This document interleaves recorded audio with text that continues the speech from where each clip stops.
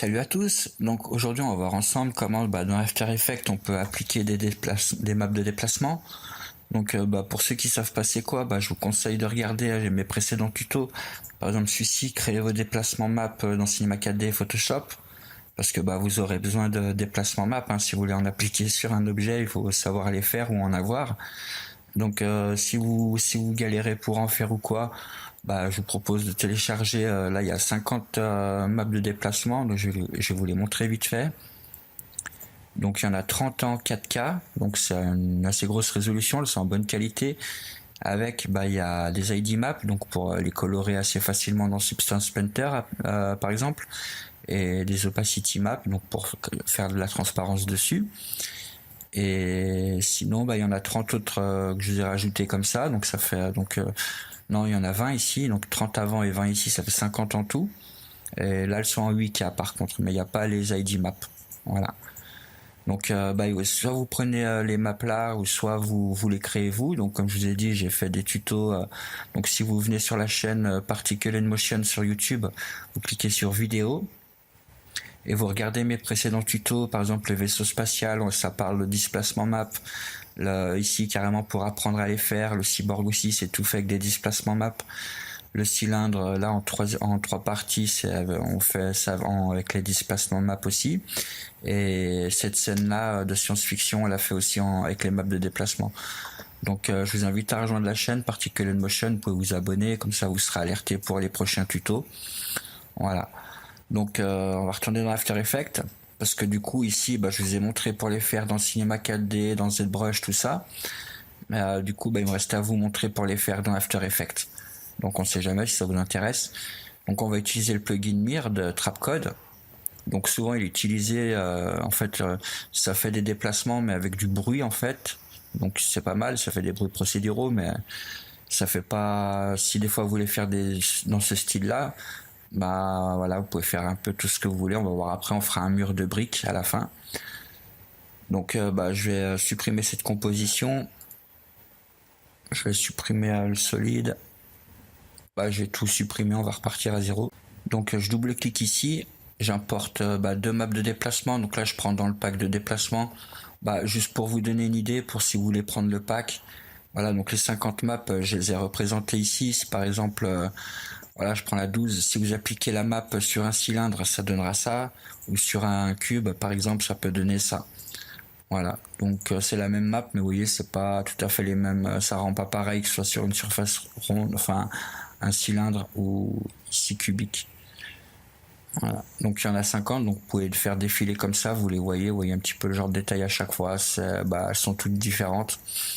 Donc ça peut, très rapidement, vous pouvez ajouter un niveau de détail assez élevé sur des objets, quoi, c'est ça l'avantage. Donc là je prends deux maps, donc je prends une texture et une déplacement map. On fait ouvrir. On va donc créer une nouvelle composition.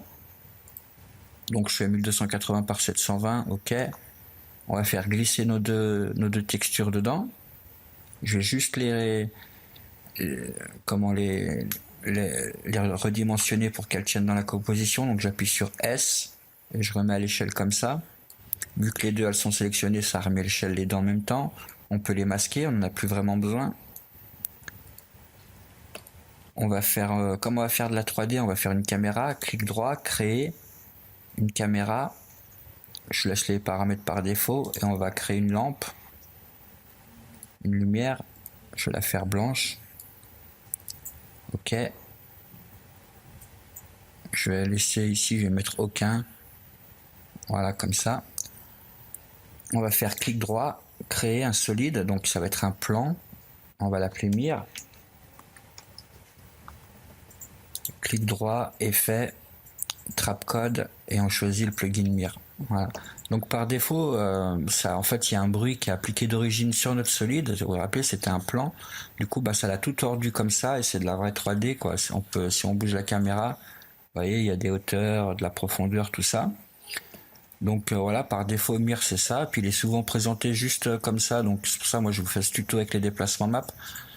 C'est-à-dire qu'en fait on va dans Fractal. On peut augmenter donc l'amplitude du bruit, tout ça. la fréquence, etc. Donc si on met la fréquence à 0, on retrouve notre solide d'origine. Donc c'est juste un plan. Vous voyez, et je vais juste l'agrandir un petit peu. Donc dans géométrie, size, je vais l'augmenter un petit peu. Voilà, je vais mettre 600 en X et 600 en Y.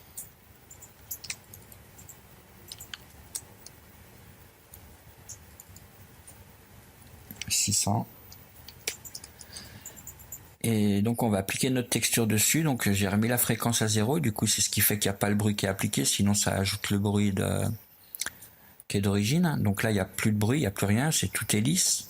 Et si on va ajouter notre déplacement map, on va donc toujours dans fractal. Ici amplitude layer, on peut choisir du coup notre def map. Si je l'applique, vous voyez, ça commence à créer un déplacement. Donc si je fais une petite rotation, voilà, on voit un petit peu des extrusions, tout ça, mais c'est pas très net. Donc pour augmenter le niveau de détail, on va dans géométrie. Déjà tessellate, on va mettre en quad. Si on fait des déformations, ça passera mieux. Et le nombre de points, on va augmenter. Donc je vais mettre 1000 et 1000 en Y.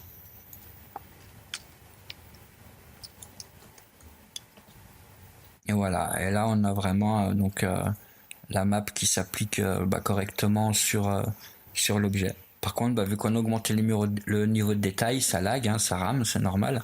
Enfin, moi c'est parce que je suis en train de filmer aussi, mais sinon ça va encore.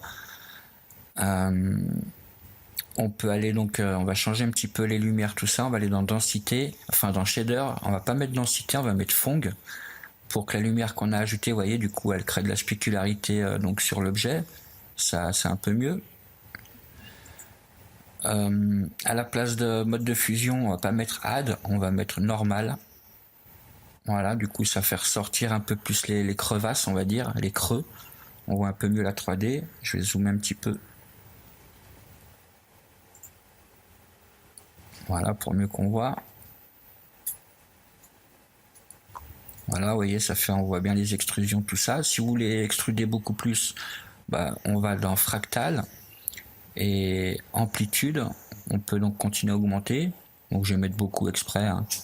Voilà, faire une extrusion énorme. Ou au contraire aller en négatif. Du coup, ça va faire l'effet inverse. Donc des fois, dans un sens ou dans l'autre, c'est pas plus mal. C'est peut-être mieux là pour le coup, dans ce sens-là, je crois. Voilà. On peut continuer à améliorer un petit peu, donc on peut aller dans shader. On peut activer, je vais juste ajouter un arrière-plan, on verra mieux. Clic droit, créer un solide. Je vais le faire gris clair. Je vais l'appeler background. Hein. Je vais le placer tout derrière.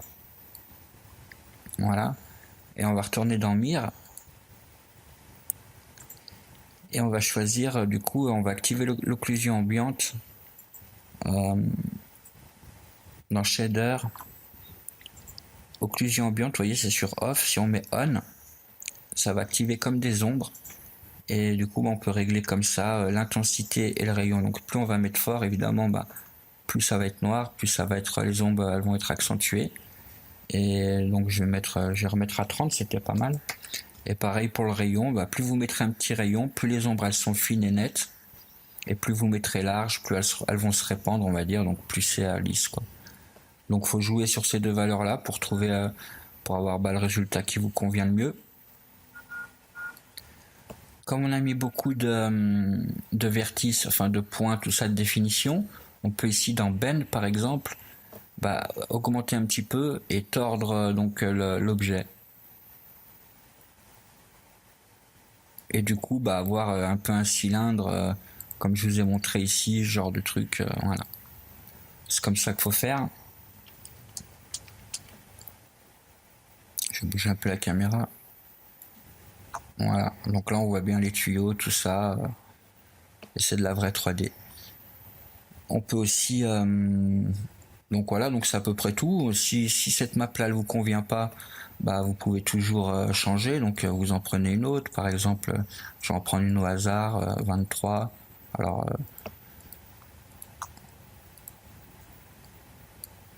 donc c'est ça. Par contre, bah, du coup, je vais effacer carrément celle-là parce qu'elles auront le même nom. Je vais faire supprimer, supprimer. Et je vais rajouter ça.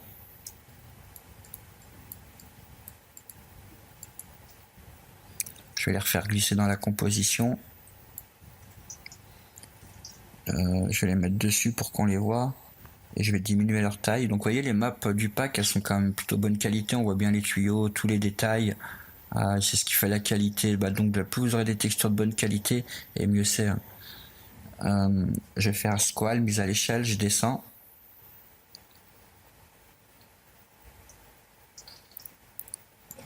Voilà, je me mets comme ça. On va les masquer, plus besoin de les voir. On va les appliquer, enfin juste la def. On va l'appliquer donc dans Mir, effet et amplitude layer. On choisit la def. Voilà, du coup bah voilà, maintenant on a ce genre de détails. Donc vous avez juste à changer comme ça les maps et puis bah ça change carrément l'objet carrément. Puis vous pouvez vous balader dedans, faire des bonnes animations avec. C'est pour ça que c'est intéressant. Si on applique par exemple on peut colorer donc de plusieurs façons, soit tout simplement avec la lumière. Si je change la couleur de la lumière, je la mets par exemple bleue. Bah voilà, l'objet il est bleu. Si je mets orange, voilà, donc vous pouvez colorer, donc ça fait uniforme on va dire, mais sinon vous pouvez appliquer des textures. Donc là bon, pour l'exemple je vais utiliser l'ID map, mais vous pouvez utiliser n'importe quelle texture. Donc pour les textures, il y a un menu texture en bas de shader, je vais refermer ça, refermer ça. Et ici il y a un menu texture, on va dedans et on peut choisir un layer. Donc si je choisis mon ID map, voilà, on voit bien les plaques qui sont jaunes, les vis qui sont rouges partout, les tuyaux qui sont bien faits, quoi, bien colorés. Donc vous pouvez ajouter les textures que vous voulez, ça marche. Il n'y a pas de problème. On peut... je vais renlever la texture, c'était juste pour vous montrer. Je vais mettre aucun. On va aller dans fractal, fractal. Alors, non, dans shader, pardon. Donc, je vais remettre en mode densité. Voilà, c'est un peu plus flat. Prendre le mode ici, donc vous avez plusieurs modes. Wireframe, ça va afficher les lignes, vous voyez. Donc, si on baisse le niveau de détail, donc dans géométrie, je vais mettre 500 par exemple.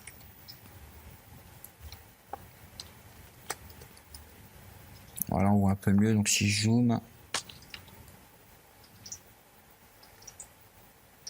voilà, on voit les wireframes, donc c'est toutes les lignes. Je sais pas si vous voyez, mais c'est ça. Donc je diminue encore un peu, je vais mettre 250.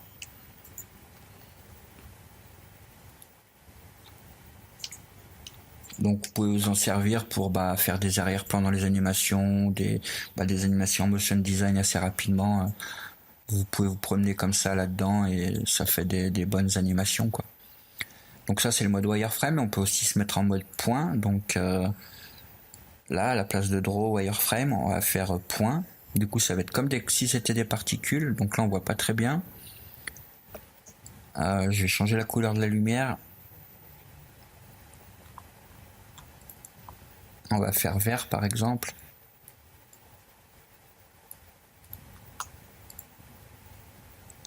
Je vais zoomer un petit peu. On va enlever l'arrière-plan. Ben voilà ce que ça donne. Donc pareil, vous pouvez vous promener là-dedans, faire des animations sympas, des mouvements de caméra ou tout ce que vous voulez. Donc c'est bien pour des fois faire des hologrammes. Après, ça vous doit l'utilité. Donc voilà, c'est à peu près tout pour Mir, pour les maps de déplacement. Je vais vous montrer un dernier exemple. Je vais tout réeffacer sauf la caméra. Le background on peut laisser. Et on va faire un solide. Je vais dans projet déjà, je vais enlever les deux maps là. Je les supprime, on va en recharger d'autres. Donc je vais prendre mur de briques, c'est pour vous montrer pour faire donc parce que là on a vu que des en fait c'est des tuyaux, des panneaux dans le pack, c'est que ça. Là c'est pour vous montrer donc avec des autres displacements map un autre genre. Donc j'ai pris briques, je les place donc dans la composition, je vais les remettre à l'échelle pour qu'elles tiennent bien. Voilà, à peu près comme ça fait notre mur. On peut les masquer. Donc là c'est juste une texture, c'est à plat, il n'y a pas de relief, hein, même si la texture elle est belle, c'est pas de la vraie 3D. Et du coup si on va dans Mir, créer OS solide, je vais l'appeler Mir, clic droit, effet, trapcode, Mir. Donc il y a le bruit d'origine, je vais remettre une lumière blanche.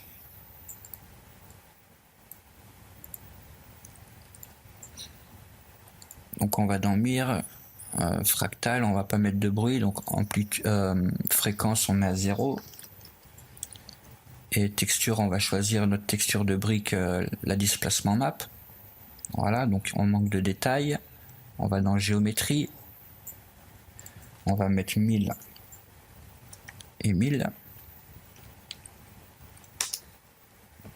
Et là voilà, on voit notre mur qui est en vrai 3D, donc je vais zoomer avec la caméra. Voilà, c'est vraiment extrudé tout ça. Bon, on a pareil, hein, les problèmes de shader. On va aller dans fractal, je crois que je vais mettre -50, voir si c'est pas mieux des fois dans l'autre sens. Ouais, ça a l'air mieux. Donc shader, on va se mettre en mode Fong pour que la lumière elle rebondisse dessus. On va mettre mode normal. Et on va aussi ajouter l'ambiance occlusion, pourquoi pas. 10h03. Voilà.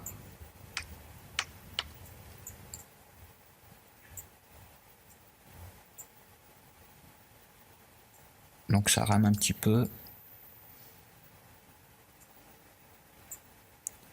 Voilà, et donc là c'est vraiment extrudé. Et si par-dessus on ajoute donc notre texture layer, on choisit brique. Voilà, par contre c'est un peu trop, il y a un peu trop d'extrusion. Donc l'amplitude elle est trop forte, -50 c'est trop, je vais mettre -5. Voilà. Donc voilà, ça rend mieux. Là ça fait un vrai mur en 3D on va dire. Si on s'approche, je sais pas si on va bien voir. Mais bon, les briques elles ressortent réellement quoi. Comme on l'a vu juste avant, les extrusions. Donc là ça a extrudé les briques légèrement quoi. Là il n'y a pas besoin qu'elles soient beaucoup extrudées, hein, contrairement à l'exemple d'avant, mais voilà. Donc voilà, c'est tout pour ce tutoriel. J'espère que il vous sera utile. Je vous ai montré hein, comment appliquer donc des maps de déplacement grâce au plugin Mir dans After Effects. Donc abonnez-vous à la chaîne YouTube si c'est pas encore fait pour être alerté pour les prochains tutos. Et si vous avez pas très bien compris comment faire les déplacements map, tout ça, regardez comme je dis dans le début de vidéo, donc créez vos déplacements map, il y a ce tuto là, il y a tous les tutos ici, le cyborg, le cylindre, celui-là, à regarder avant, ils sont intéressants, vous verrez. Et bon c'est tout. Et si vous pouvez aussi me rejoindre sur YouTube, sur Facebook, donc c'est la page Particulate Motion aussi. Et donc là de temps en temps je poste, comme là j'ai posté une petite vidéo, en fait je vous propose si ça vous intéresse que je vous fasse un tuto RealFlow C4D, donc c'est pour faire cet anime là. Donc si vous êtes intéressé, mettez un petit like, parce que je préfère demander avant, parce que vu que c'est un plugin que pas tout le monde a sur Cinema 4D, c'est RealFlow, donc il n'y a pas tout le monde qui l'a, et en plus on fait le rendu dans Corona, donc c'est pareil, c'est pas tout le monde qui a, donc si c'est pour faire un tuto que ça intéresse personne, c'est une perte de temps pour moi que de le faire. Donc je préfère vous demander avant si ça vous intéresse. Donc venez, si vous voulez qu'on voit ensemble pour faire ce tuto, venez, vous mettez un petit like ou vous me le dites dans les commentaires, je comprendrai que c'est bon, que ça vous intéresse, et à ce moment là je vous ferai le tuto RealFlow, il n'y a pas de souci. Donc je vous dis à très bientôt pour un nouveau tuto. Allez, bye bye.